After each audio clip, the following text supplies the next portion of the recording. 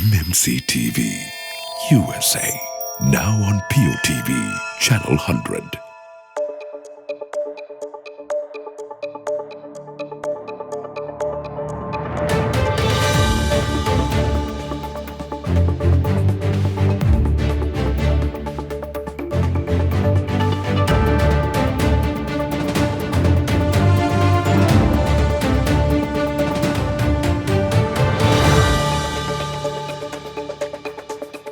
Well, hello there once again and welcome to MMC World Roundup, where we connect you with the latest news from Sri Lanka and around the world. Before we dive into the details, let's take a quick look at what's making headlines today.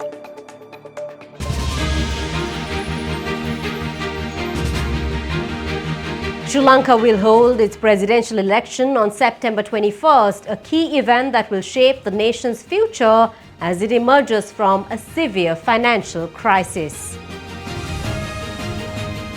Permission for the import of vehicles will be granted in the month of August. LTTE continues to be banned in the EU for a further 6 months.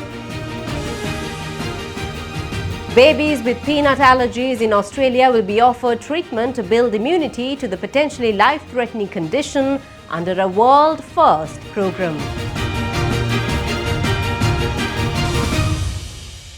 Well, taking a look at your news in detail, Sri Lanka will hold its presidential election on September 21st, a key event that will shape the nation's future as it emerges from a severe financial crisis.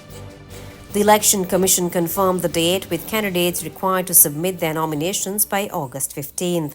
Incumbent President Ranil Wickremesinghe, who assumed the office in July 2022 following the resignation of Gotabaya Rajapaksa amid widespread protests, has become the first candidate to register. Sri Lanka's election occurs during a fragile recovery from a deep economic downturn. The country, which declared bankruptcy in April 2022, has seen some stabilization thanks to a $2.9 billion IMF bailout. Inflation has been dramatically reduced from 70% to 1.7%, and economic growth is projected to be 3% in 2024.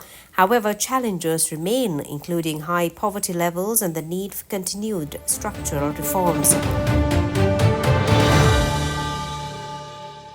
Sri Lanka's State Minister of Foreign Affairs Tharaka Balasurya has called for decisive action against cybercrime centers and employment rackets taking place in some parts of the ASEAN region.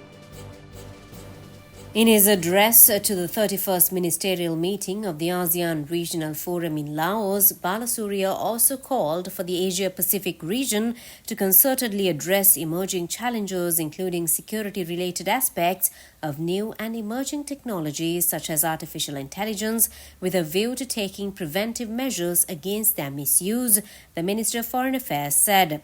Issuing a statement, the ministry mentioned that the Foreign Affairs State Minister further highlighted that in addition to sustaining the Asia-Pacific region's efforts to promote peace, security and cooperation, the forum must address challenges to cyber and network security systems and tackle transnational organized crime.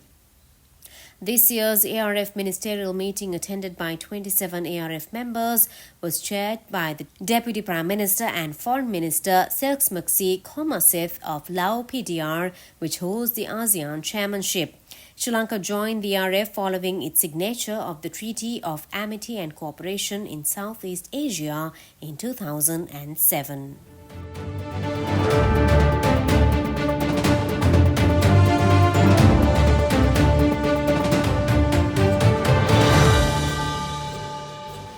The government says permission for the import of vehicles will be granted in the month of August. Accordingly, the permission will be given for the import of vehicles required for business and transportation at the initial stage. Regarding the easing of vehicle restrictions, the government's position as of August is how the import restrictions on vehicles will be removed in stages. The government hopes to give permission to those vehicles required for business activities and transportation in the first round, but it expects to import vehicles for private consumption in the first quarter of 2025. The Council of the European Union on July 26 renewed the list of persons, groups and entities set out by the Common Position 2001/931/CFSP to combat terrorism, and the LTTE continues to be banned in the EU for a further 6 months. The proscribed persons, groups and entities are subject to the freezing of its funds and other financial assets or economic resources in EU member states, and it is prohibited for EU entities to make funds and economic resources available to the proscribed organizations, a media release issued by the Ministry of Foreign Affairs stated. The Secretary to the Ministry of Ports, Naval and Aviation Services, KDS Ruwan Chandra, emphasized that Alpha Liner, a prominent research publication in the shipping industry, recognized Colombo Port as the world's fastest-growing port in the first quarter of 2024 due to its remarkable operational performance and 23.6% growth rate. He added that the port generated an income of $50 million in the first quarter of 2024, emphasizing that the various trade union actions taken in the past did not impede this progress.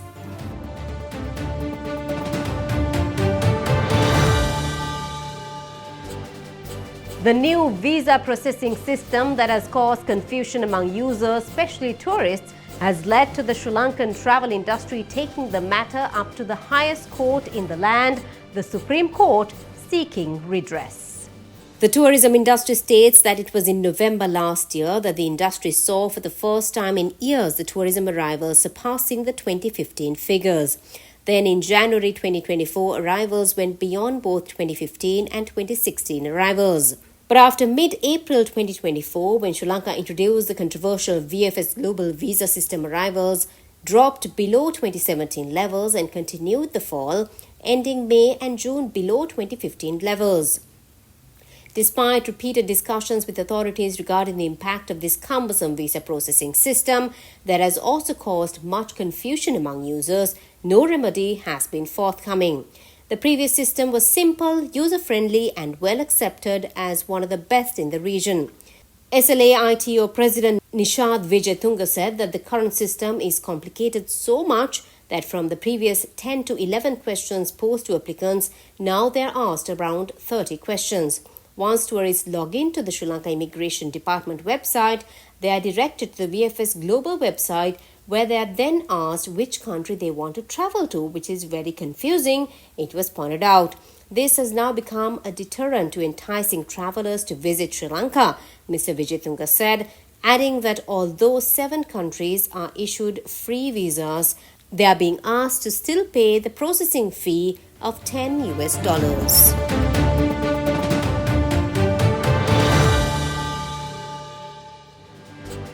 The Sri Lankan rupee remains steady against the US dollar at commercial banks in Sri Lanka.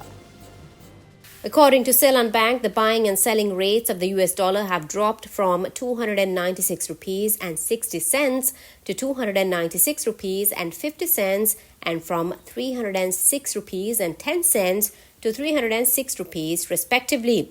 At NDB Bank, the buying rate of the US dollar has dropped from 295 rupees and 75 cents to 295 rupees and 60 cents, and the selling rate from 306 rupees and 75 cents to 306 rupees and 60 cents.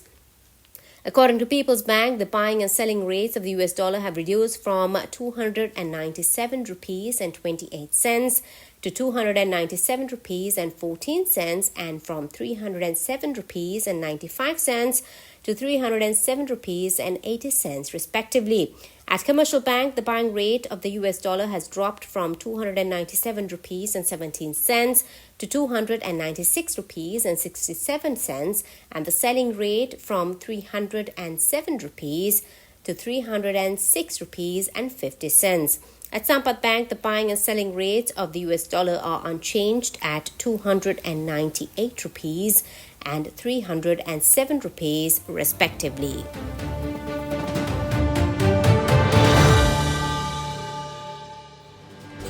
The resplendent Kandy Asala Mahaperahara festival, a pinnacle of cultural and religious significance in Sri Lanka, will be held from August 10th to August 20th. This event will be broadcast live on MMC TV USA, offering viewers across the globe a front row seat to this mesmerizing extravaganza.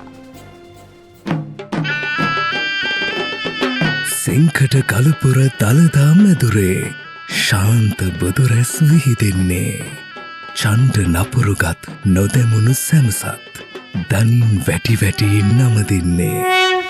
Hosted annually in the historic city of Kandy, renowned for its UNESCO World Heritage status, the Asala Mahaperahara is steeped in centuries-old traditions and celebrates a sacred tooth relic of Lord Buddha housed in the Temple of the Tooth.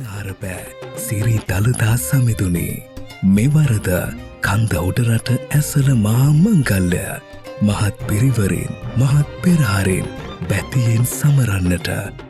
This grand procession features a dazzling array of dancers, drummers and adorned elephants, symbolizing the unity of Sri Lanka's diverse cultural diversity. The live telecast will capture every moment of the procession, from the ceremonial start to the majestic finale, offering insights into the rituals, chants and ornate costumes that define this annual spectacle. Viewers can expect a sensory journey through the illuminated streets of Kandy, where the rhythm of traditional drums and the flickering glow of torches create an ambience that is both mystical and celebratory. MMC TV USA Siri Dalada Vandana.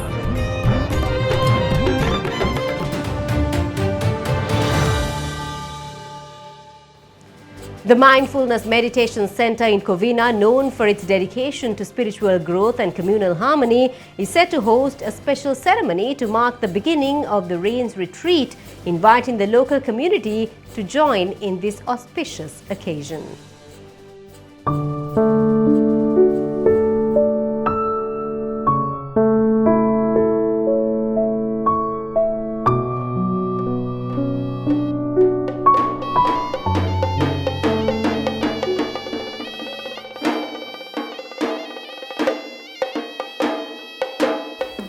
The Rains Retreat invitation ceremony holds significant importance in Buddhist tradition, symbolizing a period of focused meditation and reflection. Was Aradhana Pinkama Sam Varshekam api ආරම්භ කරන්නේ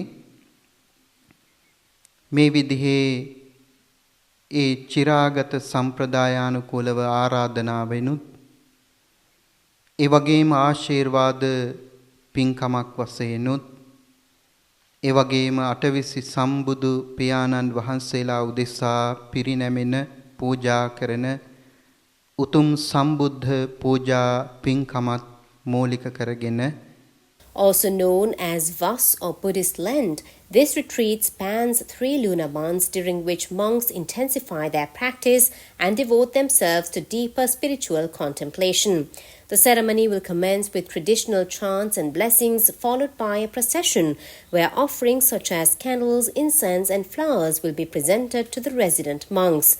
Attendees will have the chance to participate in meditation sessions and listen to Dhamma talks, enriching their understanding of Buddhist teachings and mindfulness practices. As the Rains Retreat invitation ceremony approaches, organizers encourage those interested in attending to participate in this enriching experience of communal mindfulness and spiritual renewal. She is the one who initiated the Buddha to ask to make this rule, and also how to organize the temporary temples and huts and all the basic need, food, shelter, medicine, on all the robes. So today even you are going to offer a cloth which symbolize the invitation to the monks. So once the monks accept your invitation, these all monks will stay at these premises in this territory for 3 months. සද්ධර්මය නැමැති වර්ෂාව මේ කාලයේ ඔබේ ජීවිතවලට වහිනවා. අන්නේ සද්ධර්මය ලබනකොට අපේ සිතේ තියෙන චිත්ත පීඩා දුරු වෙලා අපේ මානසික සුවය දිනු වෙන්නට ඕන. අපේ මානසික සැනසීම වැඩි වෙන්නට ඕන. දුක් පීඩා දුරු වෙන්නට ඕන.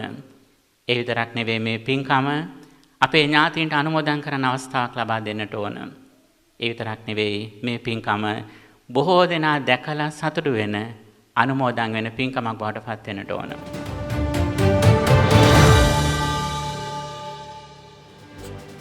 Babies with peanut allergies in Australia will be offered treatment to build immunity to the potentially life-threatening condition under a world-first program. Supervised by select pediatric hospitals, eligible babies will be given gradually increasing doses of peanut powder each day for at least 2 years to reduce sensitivity. Clinical trials of oral immunotherapy have shown promise, but this is the first time it has been adopted as national model of care for peanut allergies.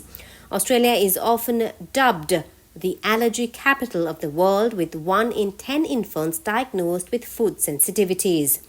Researchers are hopeful that this style of treatment could transform care options. Peanut allergy affects about 3% of Australians at 12 months old, and unlike other food allergies, few children outgrow it, making it the most common food allergy among school-aged children. The free program is only available to children under 12 months who have already been diagnosed with a peanut allergy and are receiving care at 1 of 10 participating hospitals across the country.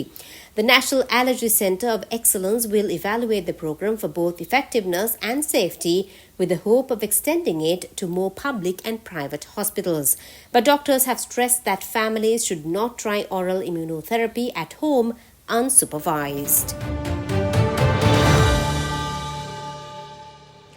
Dozens of staff at the Singapore office of TikTok's parent company ByteDance have been hospitalized in an apparent food poisoning outbreak. Health and food safety officials in the city-state are investigating the incident, which left 60 people with symptoms of gastroenteritis. 57 of them were treated in hospital. ByteDance has also said it is looking into what caused its employees to fall ill. No food is prepared or cooked at the ByteDance offices, and that it uses third-party caterers to supply food. 17 ambulances were sent to the building in Singapore's business district to treat those who had fallen ill, according to local media reports. Founded in 2012 by Chinese entrepreneurs, ByteDance had its first major success with short video app Douyin in China. A year later, it launched TikTok, an international version of Douyin. TikTok, which is not available in China, has more than 1 billion active users around the world. It is now run by a limited liability company based in Singapore and Los Angeles, but is essentially owned by ByteDance.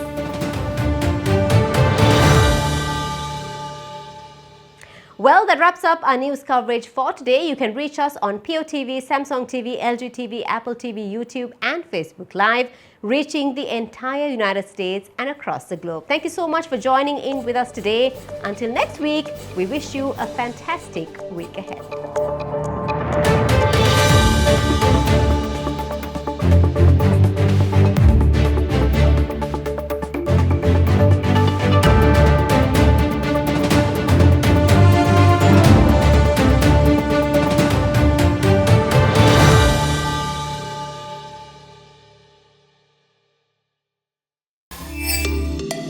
Catch the full program and more. Subscribe to MMC TV USA on YouTube.